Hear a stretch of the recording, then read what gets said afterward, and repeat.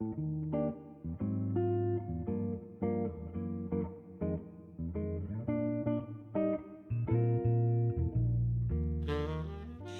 library friends, and welcome to a special edition of Overdue Conversations with the Library Ladies.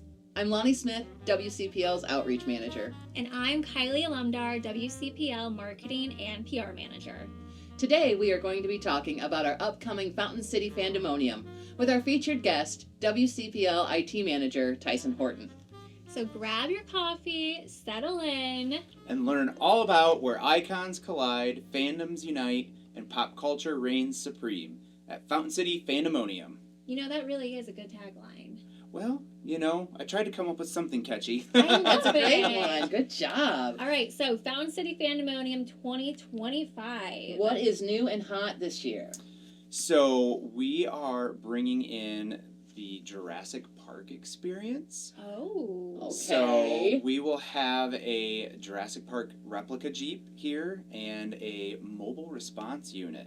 And so kids will be able to interact with that and do some fun things inside. They can go in the mobile response unit? Yeah, they can go in. They can, there's buttons to push, and they have some video screens with some dinosaur paddocks. And then on the outside of it, they'll be playing bits of the movies and kind of working through those. And then they'll have some props and some little things to be able to take pictures with. That is so exciting. Now, this is the same company that brought the DeLorean last year, correct? Yes. So the Back to the Future DeLorean, we actually had them twice. We had them the first year that we did Fandemonium, and then we brought them back last year. And in conversation towards the end of the show last year, they were telling me about this Jurassic Park experience, and I thought, that would be really cool to have. And so when I contacted them at the beginning of this year, they were all ready to go with it, and so that's awesome. I think it's perfect timing with the new movie that came out. Oh, absolutely. Yeah. Because you watched that movie, didn't you? Oh, yeah, I loved it. I thought so. I'm a huge Jurassic World fan. Jurassic Park, Jurassic World. And tying into the Jurassic World experience, we have another special guest as well, don't we? Yes. So we have another outfit that has brought different characters throughout the years. They brought Optimus Prime, the Minions. Oh, yeah, the Hulk. Mario, Hulk. Yeah. Well, they also have a Blue the Velociraptor, and this is like perfect. a life-size one. And so you'll be able to come in. That one will be inside the library. It won't be out with the Jeep and the mobile response unit. But you can come into the library and get your pictures with Blue the Velociraptor. How cool. Yeah. I'm excited. I can't wait to see that. Yeah. That now, sounds awesome. What is the date and time and location for Fandemonium? So we'll be at the main library here in Bryan on Saturday, September 27th from 10 a.m. to 3 p.m. I love that. I cannot wait for Fandemonium. It's one of my always favorite events of the year. Yeah. So at Fandemonium, I think I told you, but I'll tell everybody at the same time, I'm going to do a radio remote. Ah, yes. This will be great. Yeah, so I got a hold of WBNO and talked to Andy Brickel and asked him if we could do a live remote from Fandemonium, because I don't know if you know, but Kylie and I go on the radio every month and talk with Jim on WQCT. So I thought it would be really fun to tie in that with Fandemonium. So we will have the radio here live from 10 to noon on Fandemonium Day. So make sure to tune in. That's right. Now, this is the 5-year anniversary of Fandemonium, correct? That's correct. It should be our 6th year, but because of COVID, we had to cancel 2020. But we came back strong in 21. We didn't know what to expect when things kind of opened back up, but we still had over 500 people come through that year, and so that was definitely a encouraging thing for us to be able to know that we can make this continue on. And so officially 5 years, but man, we could have had that 6th year in. Well, 5 years sounds pretty great to me. And how did this all get started? Because you are the person who really thought about it, has put in a lot of the effort to schedule this every year. How did you come up with the idea, along with your team as well, on getting this started at Williams County Public Library? So it's been sort of an emerging trend for libraries to start hosting a Comic-Con. Yeah. And so we kind of started hearing about different libraries doing it, and it kind of got us interested in well, maybe wonder if we could do that. Mm-hmm. And so we made a trip to Chicago. Kylie Yeah. was with us when we went. I was Wonder Woman. And we went to C2E2, which is a huge Comic-Con in Chicago. Oh, and I'm so jealous I wasn't here for that. it was so much fun. It really was, and a great learning experience just with seeing how many different fandom type of things are offered. Yeah, I've So never many been, people so I dressed up. only know what we do, so I can't imagine what a large one would be like. Yeah, it was a little intimidating because, you know, in the back of our minds, we're like, we're going to try to do something like this. Obviously, that's a much bigger scale than what we could ever try to do. But Sure. we wanted to pay homage to that and be able to try to do something. Well, then we found out that a library in Mercer County was doing a Comic-Con. So my family and I took a trip down there, went to kind of check it out, talked to their library director, got some contacts from her, talked to some of the vendors, and some of the vendors and artists and authors that we have today are some of the initial contacts that I made then. Wow. And then amazing. I went to that one, and like a month later found out that Defiance County also was doing a Comic-Con, and they had been doing it for a couple years, and somehow we just had never heard about it. And so I reached out to the library to find out who was in charge. Shout out to Angela Powell at the Defiance Library. Hey, Angela Powell, I love you. And she shared every one of her contacts with me, and that was a huge help. So I reached out to all those people, told them what we were trying to do, and so then in 2019 we launched our first Fountain City Fandemonium. And it has always been a hit. Like, it has just been one of the best programs that I feel like we bring in every year at Williams County Public Library.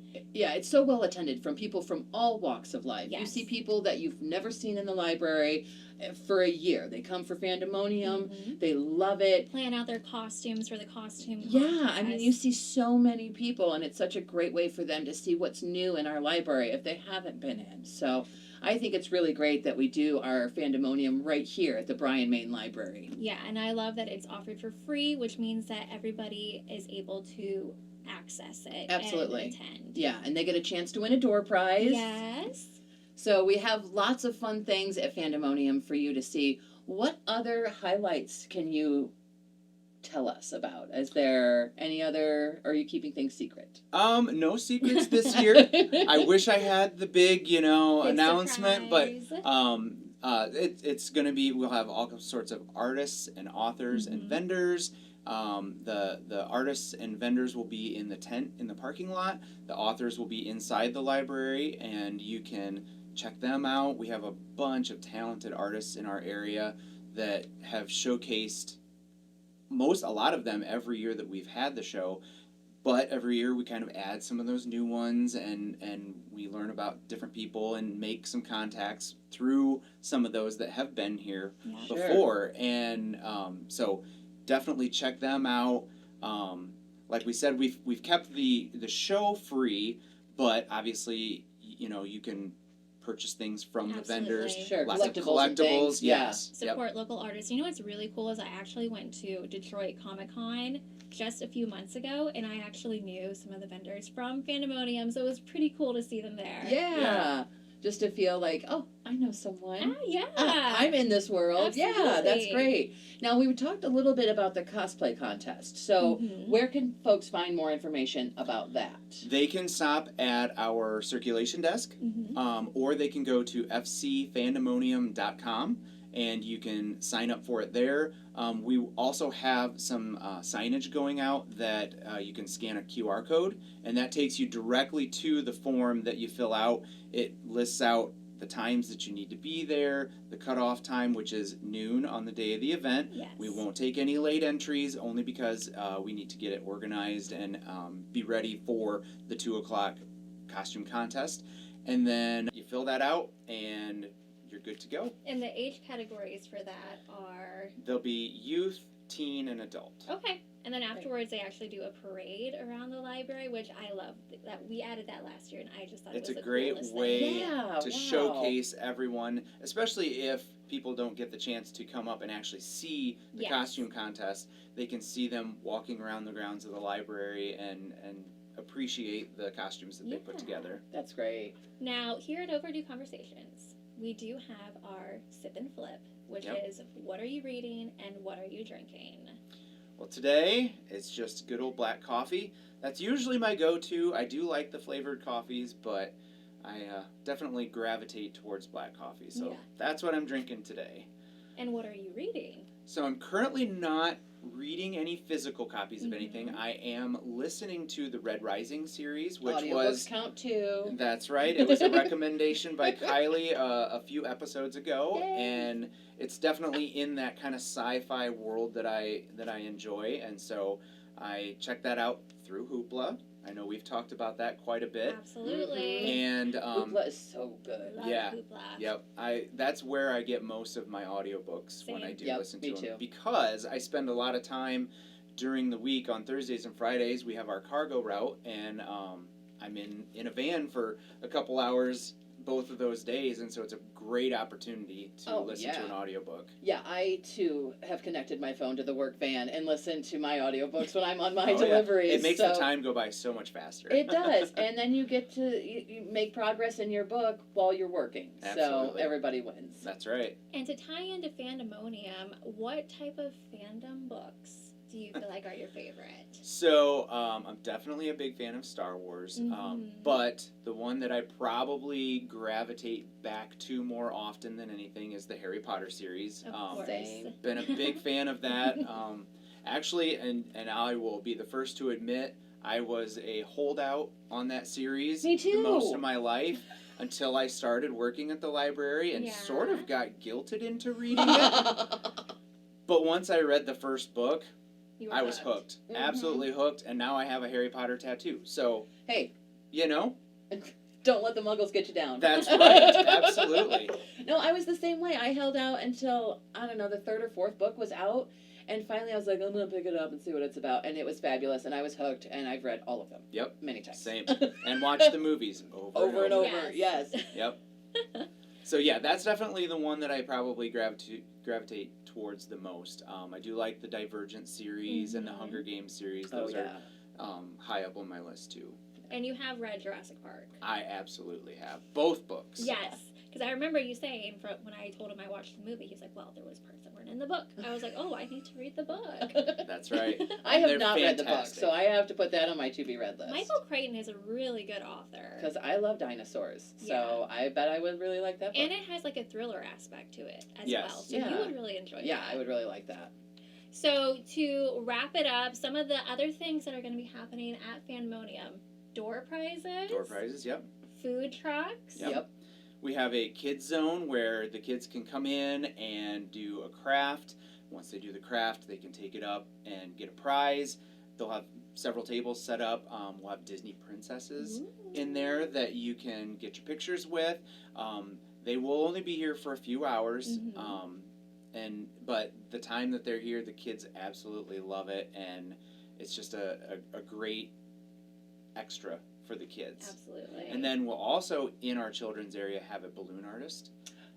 That was a first last year. Normally we have a face painter, but we got a balloon artist last year, and that went off so well. Yes. So we are having the balloon artist back this year. Well, they make some pretty cool balloon art, like she bows did a and fantastic arrows, which job. I thought was so cool. I love seeing all of the cool things. I watch the kids walk around, I'm like, what is that?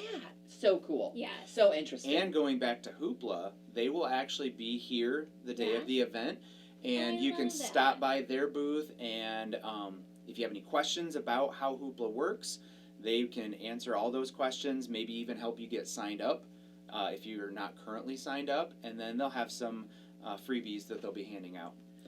Hoopla is such a great program. I use it often. I have it on my phone. I have it on my Roku. I use it as a supplement to if the library's closed or if it's late at night and I want a movie to watch. There's so many things available for free with your library card. Yes, I love that we have access to that. And I am just so excited that Fountain City Fandemonium is going to be coming up. Once again, the date is Saturday, September 27th from 10 a.m. to 3 p.m. and it is free for all ages. And we hope to see you there. Is there anything else you want to add, Tyson? I think that's it. Thank you for joining us for this special edition of Overdue Conversations. See you next time.